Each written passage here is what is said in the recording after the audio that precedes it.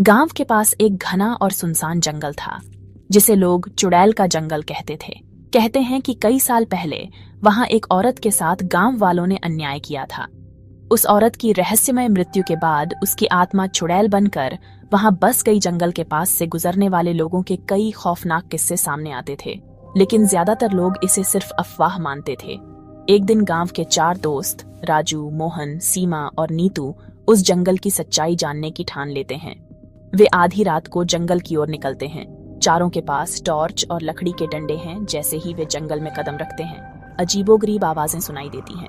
कभी पेड़ों के पत्तों में सरसराहट, तो कभी हंसी की गूंज। चलते चलते उनका सामना एक पुरानी खंडहर सी हवेली से होता है। अंदर का माहौल ठंडा और अंधकार से भरा था। जैसे ही उन्होंने दरवाजा खोला, एक जोरदार हवा का झोंका आया और उनके टॉर्च बुझ गए। तभी सीमा को लगा कि किसी ने उसके बाल खींचे। उसने चीखते हुए राजू को बताया, लेकिन राजू ने हंसते हुए कहा, ये तुम्हारा डर है।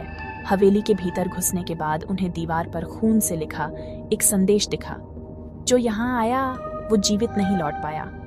अचानक हवेली के कोने से सफेद साड़ी में लिपटी एक औरत दिखाई दी। उसकी आंखें लाल अंगारों जैसी थीं। उसके होंठ से खून टपक रहा था। चारों चौंक कर भागने लगे, लेकिन हवेली के दरवाजे बंद हो चुके थे। चुड़ैल ने एक तेज आवाज में चीख मारी और हवेली गूंज उठी। मोहन ने अपने हाथ में पकड़ी लकड़ी उठाई और चुड़ैल की ओर फेंकी, लेकिन वह हवा में गायब हो गई।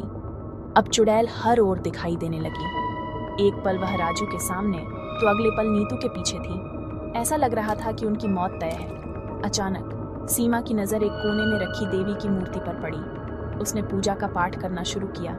जैसे जैसे वह मंत्र पढ़ती गई, चुड़ैल कमजोर होती गई। आखिरकार चुड़ैल जोर से चिल्लाई और धुएं में गायब हो गई। अगली सुबह गांव वालों को पता चला कि चारों किसी तरह जीवित लौट आए थे, लेकिन राजू ने बाद में कहा, जब हमने जंगल छोड़ा, मुझे लगा कि किसी ने मेरे कंधे पर हाथ रखा था। शायद चुड़ैल हमें अभी भी देख रही है। कहानी का अंत या नहीं शुरू? क्या चुड़ैल पूरी तरह खत्म हो चुकी थी, या वह अपने अगले शिकार का इंतजार कर रही थी? कोई नहीं जानता।